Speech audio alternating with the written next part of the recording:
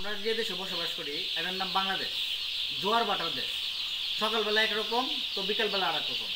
এটা ফজলুর রহমান স্যারের একটা কথা। আমরা আজকে এই ঘরে বাচ্চা নিছি, বাচ্চা হচ্ছে কালার বার্ড বাচ্চা।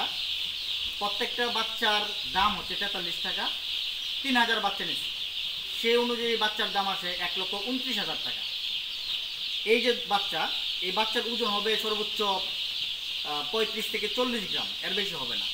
কিন্তু এক একটা বাচ্চার দাম 43 টাকা। এই জায়গায় 1,29,000 টাকার বাচ্চা আছে।